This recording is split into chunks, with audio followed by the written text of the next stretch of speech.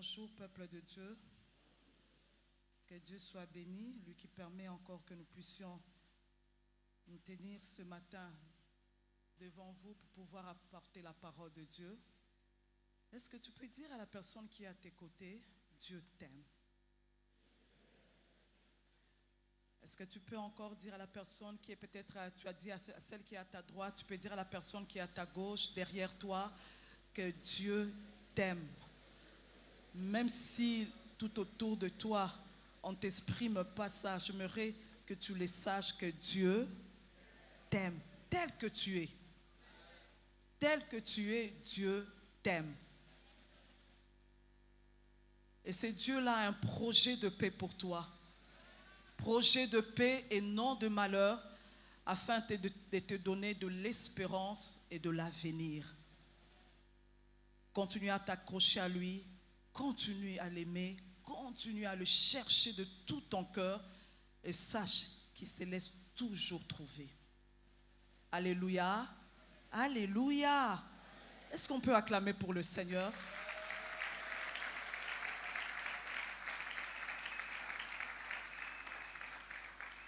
Tout à l'heure, je disais merci au Seigneur, mais je dis aussi merci à mon pasteur, mon coach, pour cette confiance encore renouvelée. Et merci à tous les... J'aime bien les appeler comme ça. Je trouve que c'est mieux de les appeler ainsi. Pour moi, je dis aussi merci à tous les Sanhédrins. Que Dieu vous bénisse pour votre soutien. Sans plus tarder, nous allons ouvrir nos Bibles dans Hébreux 11. Hébreux 11. Chapitre 1. C'est un message que j'ai eu à partager chez les femmes et j'ai senti vraiment le besoin de le faire aussi dans cette grande assemblée. Hébreux 11, moi je vais lire dans deux versions différentes. Bible de l'aventure et je crois que je vais lire aussi dans la Bible Semeur.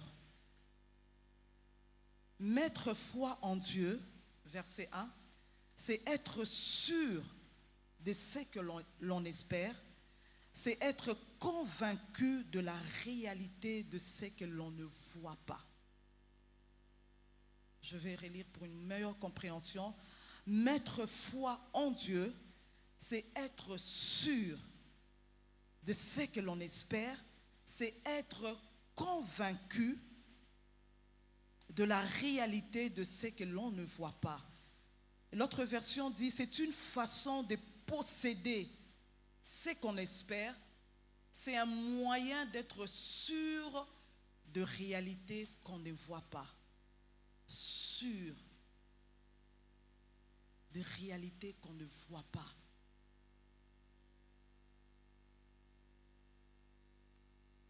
Mon fardeau ce matin, c'est de venir faire comprendre à une personne qu'il est vraiment nécessaire d'avoir la foi.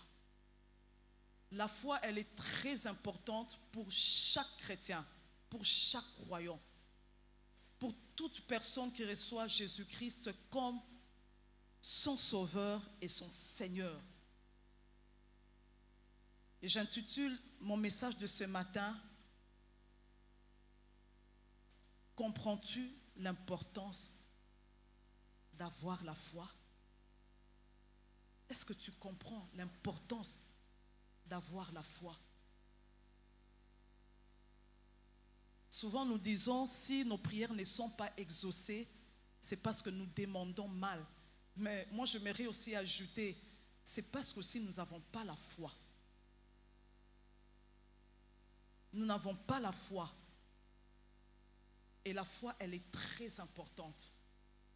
Et tout à l'heure, j'étais en train de dire que mettre foi en Dieu, c'est être sûr de ce que l'on espère. Tu espères quoi? Tu espères quoi? C'est être convaincu de la réalité de ce qu'on ne voit pas. Si j'espère à quelque chose, je dois être sûr que j'aurai la chose. Alléluia. Sûre et certaine que j'aurai la chose. Je suis sûr que je veux que Dieu me bénisse, que Dieu me donne des enfants. Sûr de ça. Je suis convaincu que c'est une bénédiction de l'Éternel. Le fruit de nos entrailles est une bénédiction de l'Éternel. Alors je suis sûr que cette prière que je suis en train de faire n'est pas contre la parole de Dieu, mais c'est plutôt la parole de Dieu. Et parce que je le demande à celui qui donne les enfants, je suis sûr que j'aurai ce que j'ai demandé.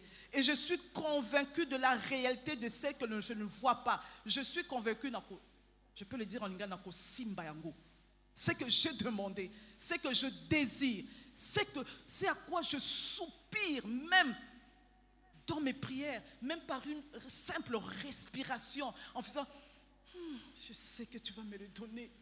Convaincu, je ne doute pas, je suis convaincu que je toucherai la chose.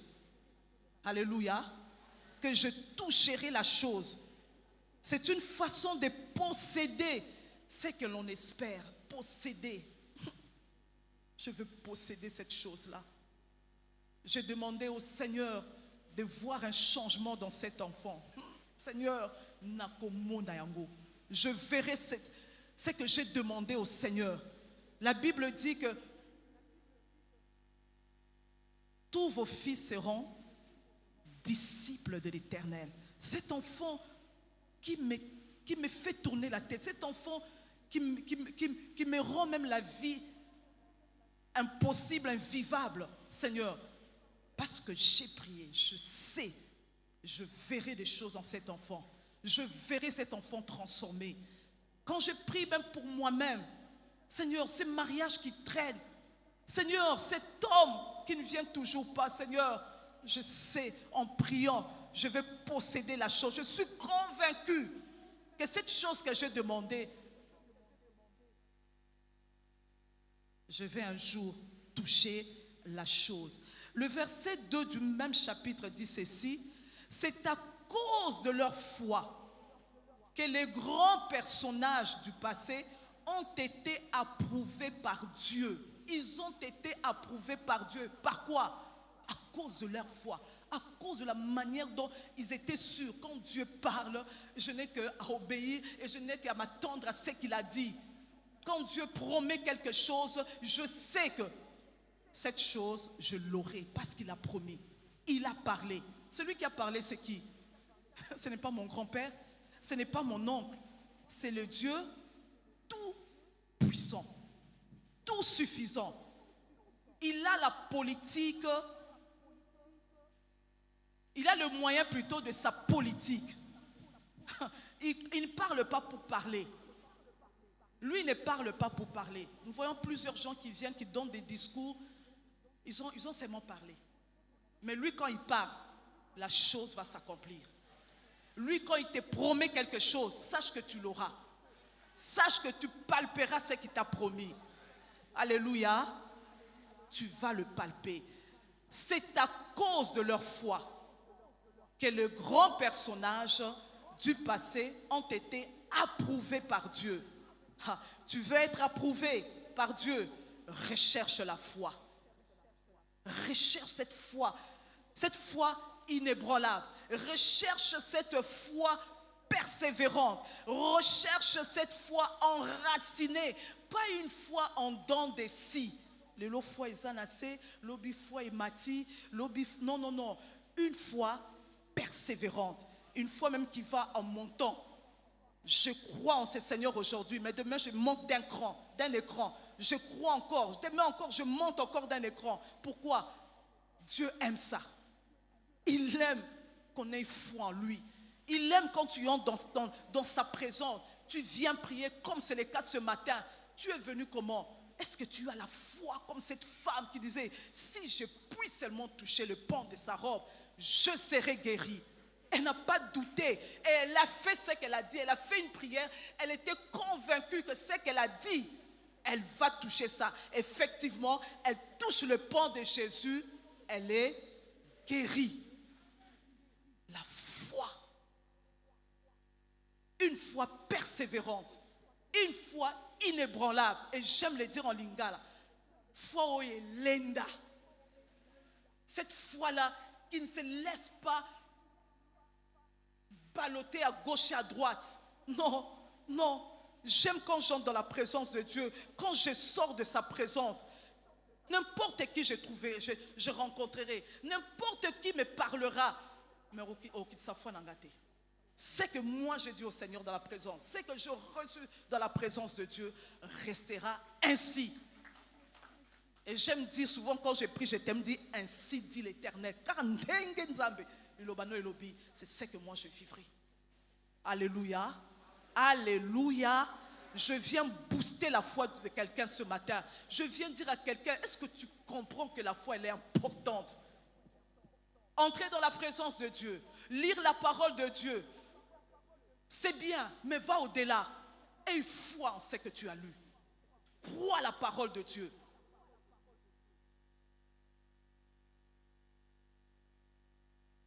C'est vrai, des fois ce n'est pas évident. Des fois, ce que nous vivons extérieurement, ce n'est pas ça. Et je crois que j'ai eu à donner un témoignage dans ce sens. Longtemps, j'ai été malade, j'avais des problèmes avec mes genoux.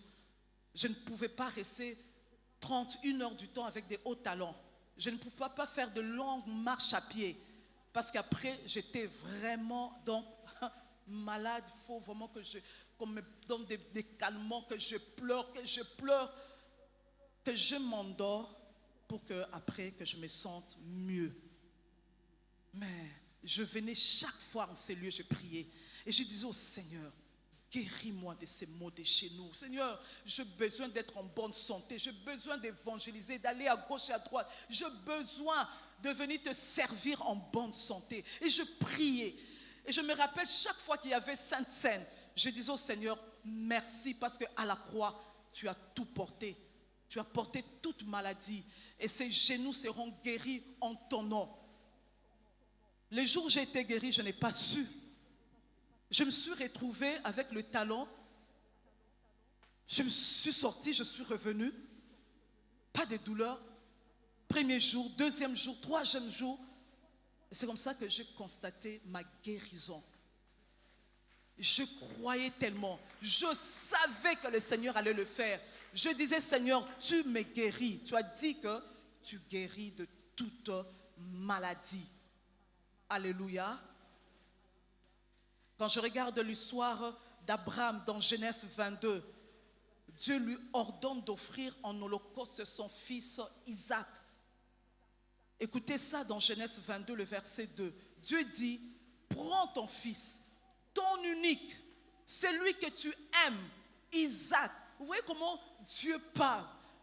Dieu est en train de, comme un peu de pouvoir voir jusqu'où Abraham aura foi en lui. Il dit, prends ton fils, ton unique, celui que tu aimes. Zambé. C'est vrai que tu me demandes quelque chose, mais pourquoi tu mets encore du piment, des ingrédients qui vont encore me dire, pourquoi? C'est l'unique, le fils de la promesse. Je veux encore pouvoir encore aller le donner au Seigneur. Il dit, celui que tu aimes, Isaac, va-t'en au pays de Morija et là, offre-le en holocauste sur l'une des montagnes que je te dirai. Offre-le en holocauste. Je suis sûr quand Dieu parlait à Abraham, se disait en holocauste. Ça veut dire quoi? Donc je gorge mon enfant, je le tue. Mais Abraham a fait quoi? Obéir. C'est aussi notre dimension. La foi marche avec l'obéissance. Tu ne peux pas dire que tu as la foi si tu n'obéis pas à la parole de Dieu.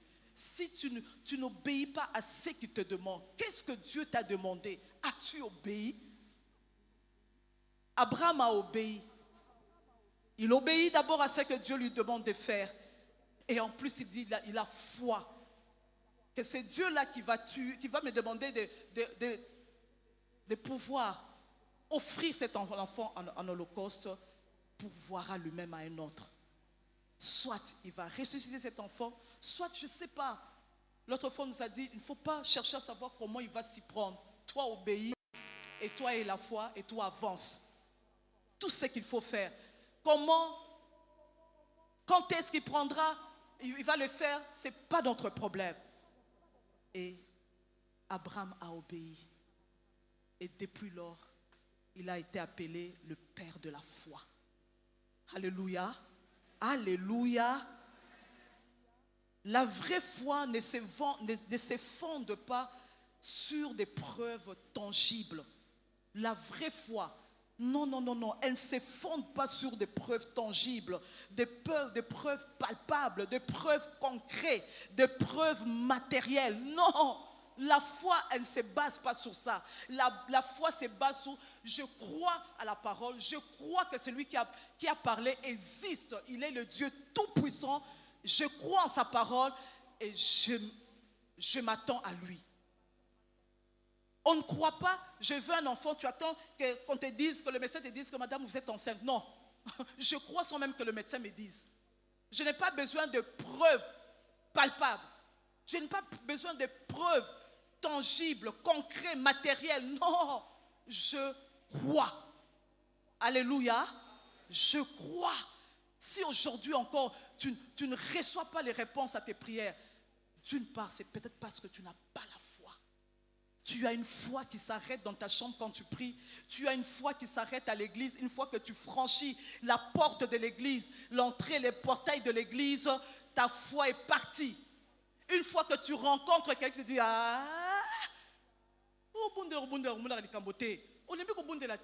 tu n'es pas fatigué de prier. Parce que tu pries depuis, tu ne vois rien. Non. Même quand on me dit ça, au fond de mon cœur, je dis, je la foi.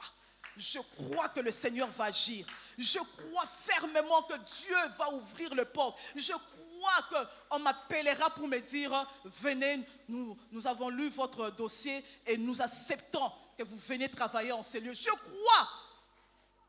Alléluia. La Bible dit dans Hébreux 11, le verset 6, « Or, sans la foi, il est impossible de lui être agréable. » Tu ne peux pas être agréable à Dieu sans la foi.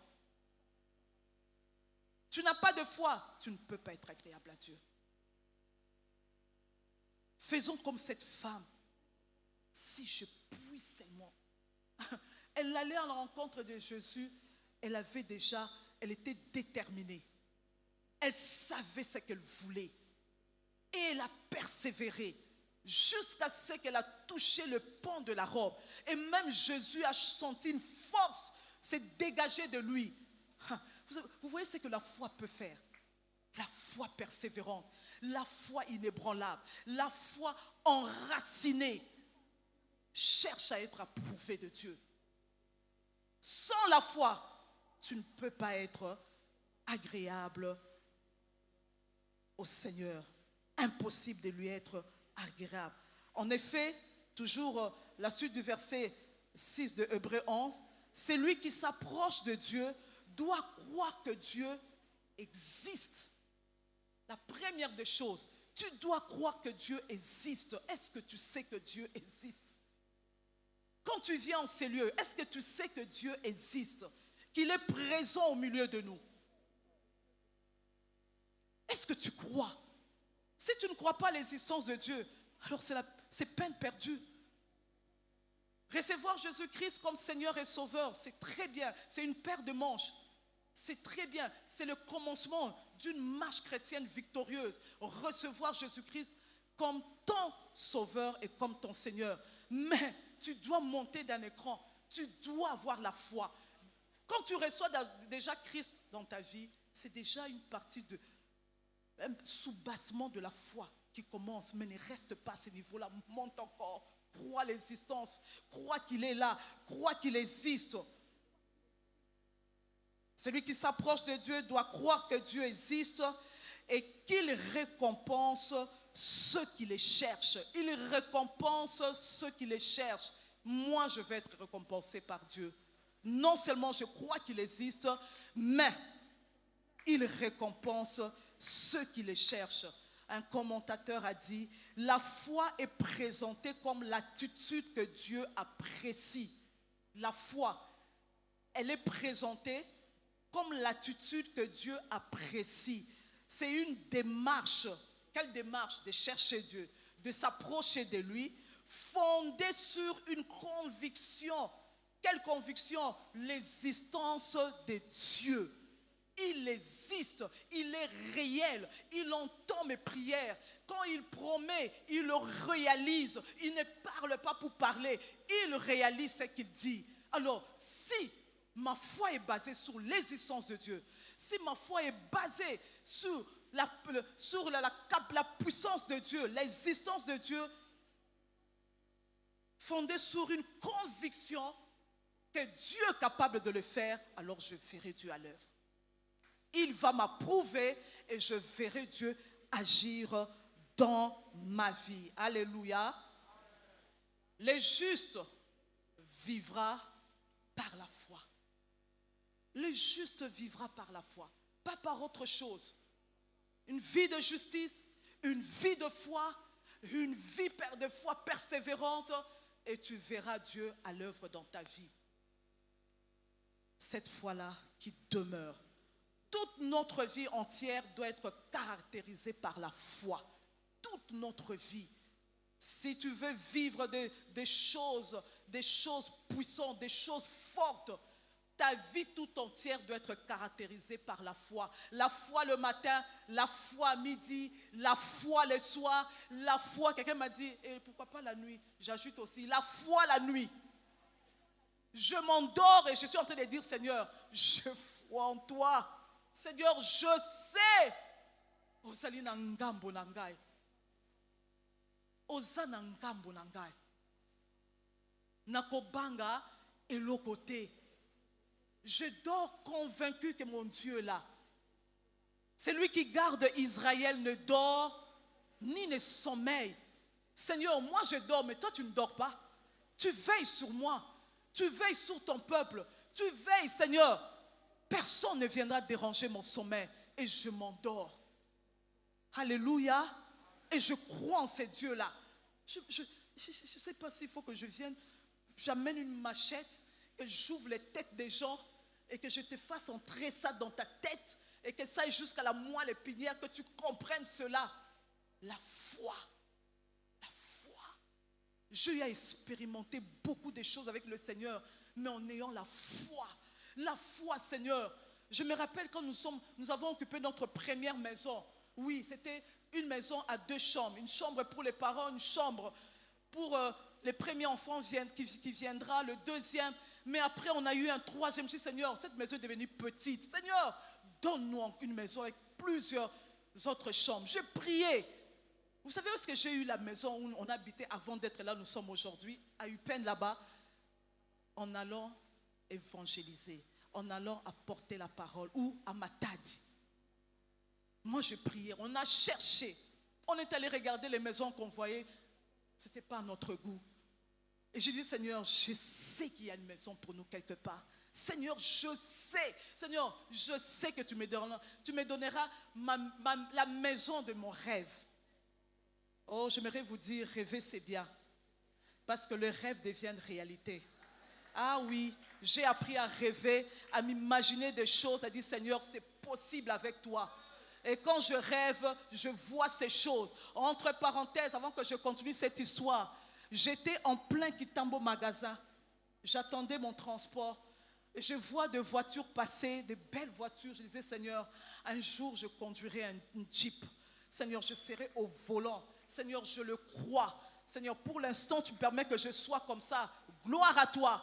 Mais je sais un jour, quand j'ai eu mes 40 ans, même avant ça, je conduis des voitures. Mais quand j'ai eu mes 40 ans, on m'offre une Jeep neuve avec sachet. La foi. La foi. La foi. Il y a certaines choses que nous disons, nous ne réalisons pas ce que nous disons, mais Dieu prend ça en compte et voit la foi que tu as. Et Dieu exauce. Alléluia. Garde la foi. Recherche la foi. Désire la foi dans ta vie. Il ne faut pas avoir une foi en dents des scies, je le répète encore. Une foi qui est haute le matin et à midi, la foi est très basse. Non. Que ça reste là. Nous demandons la maison, nous allons à Matadi. J'accompagne mon mari, j'avais un bébé, c'était Anaya. Nous arrivons là-bas, nous faisons le travail de Dieu. Un couple dans l'assemblée s'élève, vient nous voir et vient nous dire, le couple vient nous dire, pendant que l'homme de Dieu est en train de prêcher, Dieu m'a dit, la maison que tu es en train de construire à Eupen, qui est presque finie, que ce soit cet homme de Dieu avec sa famille,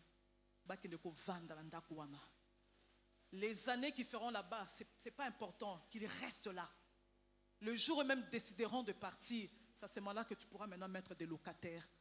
On a été le premier occupant. Une chambre, de combien de chambres? De 5 chambres. On en avait d'abord pour 2 chambres, on a eu pour 5 chambres. 5 chambres. Dans une chambre, j'ai transformé comme magasin, un fourre-tout, je mettais les valises, tout ça. Et nous, on a occupé une chambre et les 3 enfants ont occupé les 3 autres chambres. C'est pour vous dire, la foi, elle t'ouvre de portes. J'ai fait des efforts pour chercher la maison moi-même. Mais on a la foi, il faut garder la foi là. Tu ne vois peut-être rien. Peut-être que tu n'imagines pas quelque chose. Peut-être que tu ne réalises pas. Tu te dis, bon, ça va commencer comment? Je n'ai même pas l'argent. Je n'ai même pas le montant qu'il faut. Les jours où nous sommes allés visiter cette maison, nous entrons, mon mari me dit, chérie, tu as vu la maison? On pourra payer la maison. Je dis, chérie, j'ai appris dans la vie, rien ne m'ébranle. Rien ne me fait peur. J'ose d'abord. Si Dieu est avec moi, il me fera voir qu'il est avec moi dans cette affaire. S'il n'est pas avec moi, je me retirerai calmement, gentiment. Alors on arrive, les bailleurs, nous on est rentrés avant. Le bailleur est arrivé après, c'était plus sa femme, la bailleresse, elle est venue. Alors on nous pose la question. Quand vous posez la question, parce que vous avez peur, vous grattez d'abord un peu derrière, vous dites, maman, c'est à combien la maison? Ils me disent, non, ne craignez rien. Ne réfléchissez même pas à ça. Vous entrez d'abord. On rentre à la maison, mon mari me dit, chérie, les gens aiment bien dire comme ça. Mais après, nous aurons des problèmes. Il est mieux qu'elles nous disent plutôt, c'est à combien la maison? Nous rentrons encore une deuxième fois. Là, maintenant, il fallait tout mettre sur papier. Elle nous donne les prix. Je regarde mon mari, je dis, Seigneur, non. Je dis, maman, tu es sûre que c'est ça le loyer? Il me dit, ben oui, c'est ça le prix. Rien à voir avec la maison. Les personnes qui sont venues chez nous à Eupen, rien à voir. Grande parcelle. Seul, le premier occupant d'une très belle maison. 5 chambres. C'est pour vous dire, Dieu aime la foi. La foi persévérante. La foi inébranlable. Cette foi enracinée qui ne se laisse pas déraciner. Alléluia. Lorsque nous devenons chrétiens ou croyants, nous entrons littéralement dans une école de foi. La foi commence. Et la foi, toute ta vie en tant qu'enfant de Dieu, s'il n'y a pas la foi, tu ne vivras pas de grandes choses. Il faut la foi pour pouvoir communiquer. Et même moi je l'ai dit, il faut la foi pour pouvoir communiquer cela à l'autre ou aux autres. Comment tu peux évangéliser? Tu peux aller parler à quelqu'un de Jésus-Christ. Tu peux aller parler de quelqu'un, du Seigneur. Si toi-même tu n'es pas convaincu, tu n'as pas la foi. Cette foi-là, convaincu que Dieu existe, que Dieu est capable de transformer la vie d'une personne. Le message de l'évangile, c'est croyez au Seigneur Jésus et vous serez sauvés. Croyez au Seigneur Jésus et vous serez sauvés. C'est même un des principes que Jésus a donné comme fondation. Et ce principe, il vous sera fait selon votre foi. Il vous sera fait. Cette femme qui avait la perte de sang durant 12 ans, elle a reçu la réponse à sa prière parce qu'elle avait la foi. Il vous sera fait selon votre foi. Elle avait la foi que si je touche seulement le pan de la robe, je serai guéri, guéri, guéri. Et Matthieu 21, le verset 22 dit aussi, si vous avez la foi, vous recevrez tout ce que vous demanderez dans la prière. Si vous avez la foi, vous recevrez tout ce que vous demanderez dans la prière. Alléluia. La foi et encore la foi. Si tu as une grande foi, tu verras Dieu accomplir de grandes choses. Une grande foi. Oh, tu verras Dieu accomplir de grandes choses. Quand j'ai demandé la maison, je disais, Seigneur, donne-nous une maison où il y a de l'espace. Seigneur, donne-nous une maison où il y a de l'espace. Seigneur, je ne veux pas une maison pour passer. Tu veux passer quelque part, il faut que tu te serres. La maison est petite, hein? Non, Seigneur, de l'espace, de l'espace. Une grande foi, tu verras de grandes choses. Tu viens avec un conteneur, Dieu remplira le conteneur.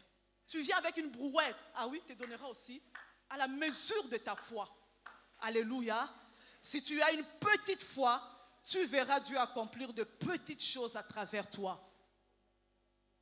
Il dit qu'il fera ce qu'il aura entendu, ce que tu l'auras dit. Tu lui dis quoi? Tu veux quoi? Je priais, je demandais au Seigneur, donne-moi un homme.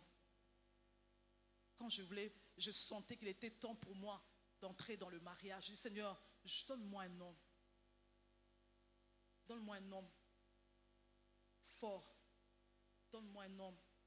Pas des petites tailles. Je suis déjà, Seigneur, je veux un homme. Donne-moi quelqu'un qui pourra, chaque fois que je m'égare, qui me range. Je l'ai demandé au Seigneur, j'avais foi. Il y avait des choses que je dis, Seigneur, pas ça pour moi, pas ça. Chacune de moi selon son goût, n'est-ce pas? Moi, c'était mon goût. Et j'ai eu foi en ça. Et j'ai eu ce que j'ai demandé au Seigneur. Quand nous nous sommes mariés, mon mari et moi, nous nous sommes à genoux, nous avons dit, Seigneur, nous voulons que l'aîné soit un garçon. Le reste, si tu vas faire le mélange fille-garçon, même si c'est fille-fille, Seigneur, mais que l'aîné soit un garçon. Nous avons eu foi en ça. Quand j'ai eu la grossesse, on n'a même pas voulu faire l'échographie. Je disais quand on faisait l'échographie, ne me dites pas le sexe de l'enfant, parce que je sais ce que j'ai demandé au Seigneur. Je suis allée accoucher, c'était Obed, un garçon. La foi. La foi. Couple, vous désirez un enfant, ayez foi en ce Dieu-là. Le fruit de vos entrailles est une bénédiction de l'Éternel. Et la bénédiction de l'Éternel, elle enrichit, elle se fait suivre d'aucun chagrin. Tu auras cet enfant que tu demandes au Seigneur. Mais la foi, quand tu t'avances devant pour que les hommes de Dieu prient pour toi, la foi ne vient pas. Parce qu'on a dit, ceux qui veulent qu'on prie pour eux, venez. Tu viens sans détermination, viens avec foi. Seigneur, je m'avance vers toi. Seigneur, je sais que tu me vois. Seigneur, je sais que c'est ta main qui est sur moi. Et tu verras Dieu accomplir des choses dans ta vie. Alléluia. La foi. La foi. Et sache que c'est un principe universel. Et rien ne peut le changer. Rien ne pourra changer. Grande foi, grande chose. Petite foi, petite chose. Et pareil, comme un peu la semaille et la moisson. Celui qui sème récolte. Tu ne sèmes pas, tu ne récolteras pas. Alléluia. Est-ce que j'ai boosté la foi de quelqu'un? Est-ce que je parlais à quelqu'un? Est-ce qu'il y a une personne qui prend la décision à partir d'aujourd'hui? Seigneur, une foi persévérante. Matin, midi, soir, je veux avoir la foi. Est-ce que tu peux continuer à clamer le Seigneur tout en disant, Seigneur, donne-moi cette foi.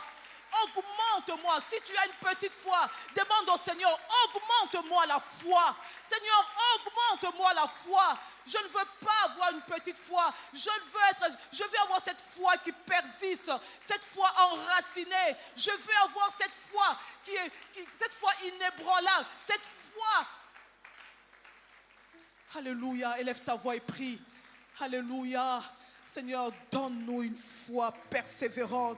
Donne-nous une foi inébranlable. Seigneur Dieu de gloire. Seigneur, donne-moi cette foi ferme. Seigneur Dieu de gloire. Oui, cette foi ferme. Seigneur, je ne veux pas commencer à promener des regards inquiets, à me poser mille questions. Quand j'entre dans ta présence, je sors en disant, merci Seigneur, parce que tu as exaucé ma prière. Merci Seigneur Dieu de gloire, parce que dans ta présence, oui Seigneur Dieu de gloire, il fait bon vivre. Apprends-moi à te chercher, apprends-moi à me rapprocher de toi, Seigneur Dieu de gloire, avec assurance, comme cette femme à la perte de sang. Pendant 12 ans, mais ce jour-là elle est venue en disant, si je puis seulement toucher le pan de sa robe, je serai guéri. Oh, alléluia. Seigneur Jésus, donne-moi de persévérer dans ma foi. Donne-moi cette foi, Seigneur Dieu de gloire. La foi qu'avait Abraham, la foi qu'avait Moïse, la foi qu'avaient les disciples. Oh, je n'ai rien à te donner. Il fixe le boiteux, il dit, je n'ai rien à te donner. C'est que je te le donne. Lève-toi et marche. Hey, Seigneur, la foi.